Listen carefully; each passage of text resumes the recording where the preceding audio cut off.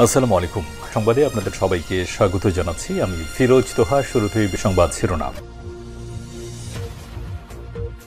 বাংলাদেশের সর্বশেষ গুরুত্বপূর্ণ আপডেট সংবাদ আপনাকে স্বাগত। শুরুতেই সংবাদ শিরোনাম, পরে বিস্তারিত। শুরুতেই জানাবো নিক্সন চৌধুরীকে গ্রেপ্তারে গুঞ্জন, যা জানা গেল। ফরিদপুরের সাবেক সংসদ সদস্য মুজিবুর রহমান চৌধুরী ওরফে নিক্সনকে গ্রেপ্তার করা হয়েছে দাবিতে সামাজিক যোগাযোগ মাধ্যমে একটি খবর ছড়িয়ে পড়েছে। এমন দাবির সঙ্গে নিক্সন চৌধুরীর একটি ছবিও ভাইরাল হয়েছে। তবে আসলে কি তিনি গ্রেপ্তার হয়েছেন নাকি গুজব, এ বিষয়ে গুরুত্বপূর্ণ সংবাদ জানাবো, সঙ্গেই থাকুন। এরপর জানাবো থানা থেকে যুবদল নেতাকে ছিনিয়ে নিল বিএনপির নেতাকর্মীরা। মুন্সিগঞ্জের শ্রীনগরে গ্রেপ্তারের পর ফৌজদারি মামলার এজাহারভুক্ত আসামি যুবদল নেতা তরিকুল ইসলামকে 40 ছিনিয়ে নিয়ে গেছে বিএনপির নেতাকর্মীরা। গত শুক্রবার গভীর রাতে শ্রীনগর থানায় হট্টগোল করে তারা ওই আসামিকে ছিনিয়ে নিয়ে যায়। এদিকে মিত্রদেরও পাশে চায় বিএনপি, দ্রুত নির্বাচনের দাবি।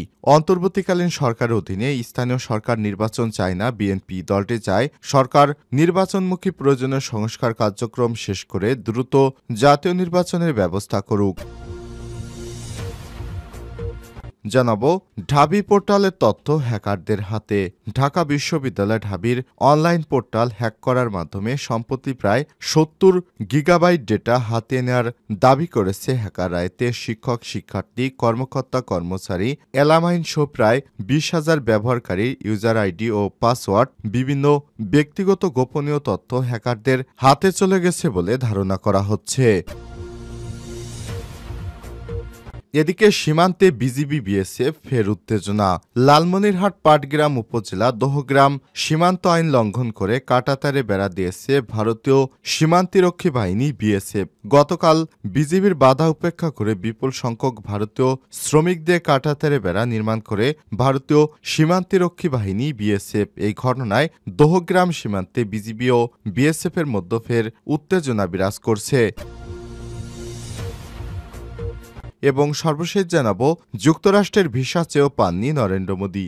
নেপথ্যে যে কারণ, তৃতীয় মেয়াদে ভারতের প্রধানমন্ত্রী হিসেবে দায়িত্ব পালন করছে বিজেপি নেতা নরেন্দ্র মোদী। তার আমলে ভারত যে কতটা এগিয়ে গেছে সেই বিষয়টির কথা ও আচরণ বারবার সামনে নিয়ে আসেন তিনি। ভারত সম্পর্কে বিশ্বের ধারণা কিভাবে পরিবর্তিত হয়েছে তা বলতে গিয়ে তাকে যুক্তরাষ্ট্র যে 9 বছর ভিসা দেয়নি সে বিষয়টি সামনে নিয়ে আসেন তিনি। তখন তিনি বলেছিলেন, এমন দিন আসবে যখন ভারতীয় ভিসার জন্য বিশ্ববাসী লাইন দিয়ে দাঁড়াবে।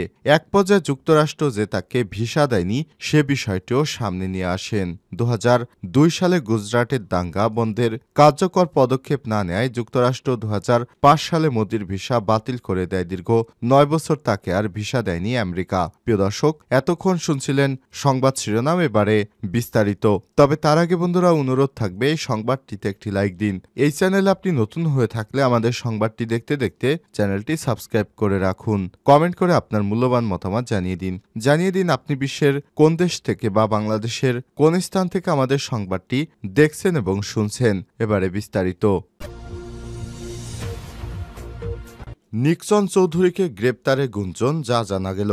ফরিদপুরের সাবেক সংসদ সদস্য মুজিবুর রহমান চৌধুরী ওরফে নিক্সন চৌধুরীকে গ্রেপ্তার করা হয়েছে দাবিতে সামাজিক যোগাযোগ মাধ্যমে খবর ছড়িয়ে পড়েছে। এমন দাবির সঙ্গে নিক্সন চৌধুরীর একটি ছবি ও ভাইরাল হয়েছে। তবে ফরিদপুরের সাবেক এই সংসদ সদস্য গ্রেপ্তারের তথ্যটি গুজব বলে জানিয়েছে ফ্যাক্ট চেক প্রতিষ্ঠান রিউমার স্ক্যানার। ভাইরাল হওয়া ছবিতে দেখা যায় সেনাবাহিনী ও পুলিশ সদস্যদের মাঝখানে চেক শার্ট পরিহিত অবস্থায় রয়েছে মুজিবুর রহমান চৌধুরী ওরফে নিক্সন। মুখে খোসা খোসা দাড়িও রয়েছে। তবে রিউমার স্ক্যানার জানিয়েছে নিক্সন চৌধুরীর ছবিটি সম্পাদিত মূলত যৌথ বাহিনীর হাতে। নিক্সন কক্সবাজারের পৌরসভার সাবেক কাউন্সিলর এহসানুল্লাহর আটকের ছবিকে নিক্সনের ছবির সঙ্গে যুক্ত করা হয়েছে। এই ছবি মূলত নিক্সনের ছবি নয়। উল্লেখ্য, গত বছরের আগস্টে আওয়ামী লীগ সরকার পতনের পর আত্মগোপনে চলে যায় দলটির নেতাকর্মী সহ আওয়ামী লীগের দলীয় সাবেক সংসদ সদস্যরা। ওই সময় পর থেকে ফরিদপুর 4 আসনের সাবেক সংসদ সদস্য মুজিবুর রহমান চৌধুরী ওরফে নিক্সনের অবস্থান নিয়ে সুনির্দিষ্ট কোনো তথ্য নির্ভরযোগ্য সূত্র থেকে পাওয়া যায়নি। থানা থেকে যুবদল নেতাকে ছিনিয়ে নিল বিএনপির নেতাকর্মীরা।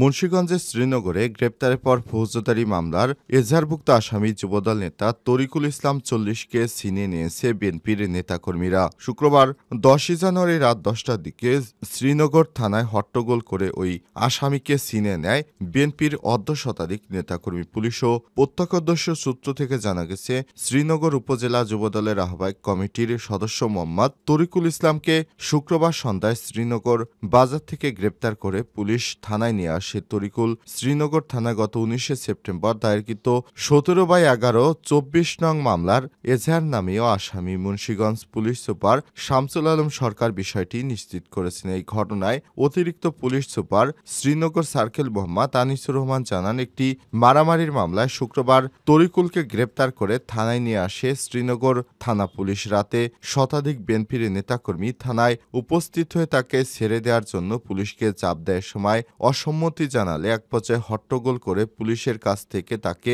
ছিনিয়ে নিয়ে যায়। মুন্সিগঞ্জ পুলিশ সুপার শামসুল আলম জানান, ছিনিয়ে নেওয়া আসামিসহ যারা এই ঘটনায় জড়িত তাদের আইনের আওতায় আনার চেষ্টা চলছে। শ্রীনগর থানার অফিসার ইনচার্জ কাইমুদ্দিন চৌধুরী জানান, সত্যতা স্বীকার করে বলেন, পুলিশি বাধা উপেক্ষা করে এই ঘটনা ঘটানো হয়েছে। পুলিশের পক্ষ থেকে অতিরিক্ত বল প্রয়োগ করা হলে পরিস্থিতি আরও খারাপ হতে পারত। তরিকুল শ্রীনগর উপজেলা যুবদলের আহ্বায়ক কমিটির সদস্য বলে জানা গেছে। সে মুন্সিগঞ্জ শ্রীনগর উপজেলা দেউলভোগ এলাকার বাসিন্দা।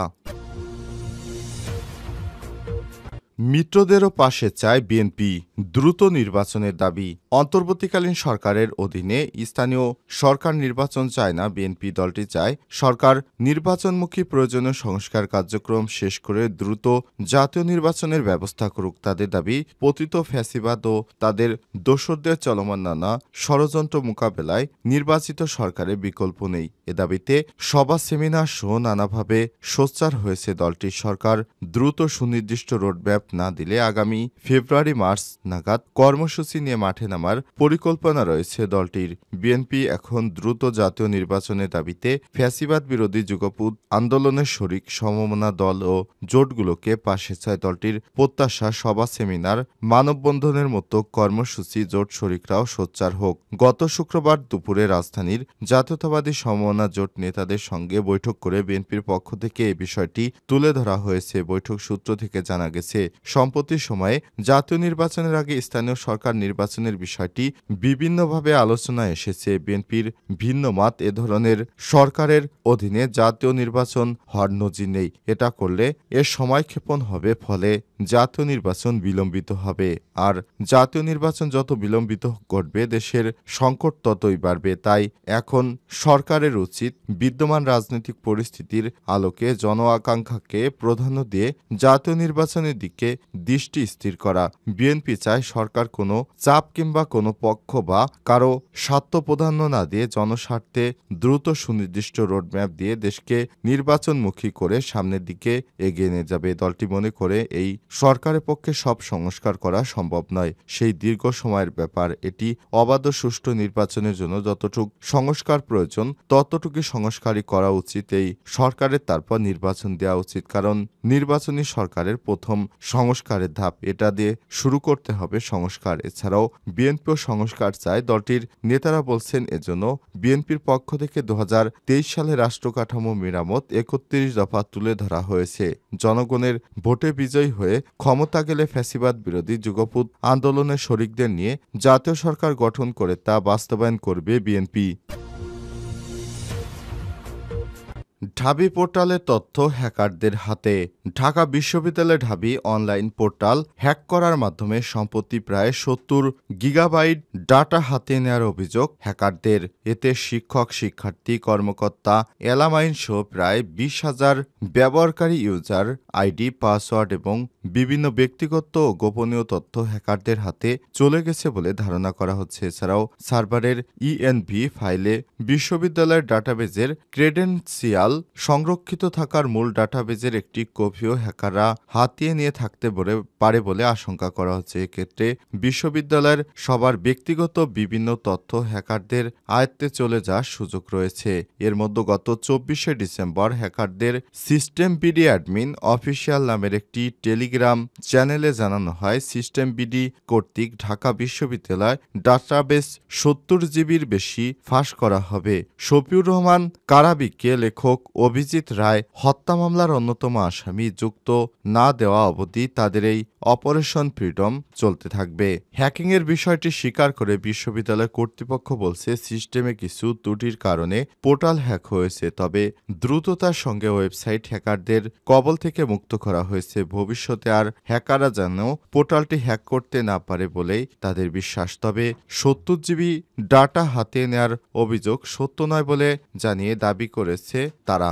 এর আগে ২০১৫ সালের সেপ্টেম্বরে ৭.৫% মূল্য সংযোজন কর ভ্যাট আরোপের প্রতিবাদে বেসরকারি বিশ্ববিদ্যালয়ের শিক্ষার্থীদের আন্দোলনের সমর্থনে ঢাবির ওয়েবসাইট হ্যাক করেছিল সাইবার ৭১ নামে বাংলাদেশ একটি হ্যাকার দল। জানা যায় ২৮ নভেম্বর রাতে ঢাবির অনলাইন পোর্টাল হ্যাকিংয়ের শিকার হয়। তখন এতে প্রবেশ করার পর ইংরেজিতে hack by system admin BD we are Muslim black hats and spy agent লেখা দেখা যায়। পরদিন বিশ্ববিদ্যালয়ের জনসংযোগ দপ্তরের এক বিজ্ঞপ্তিতে বিষয়টি জানানো হয়েছে।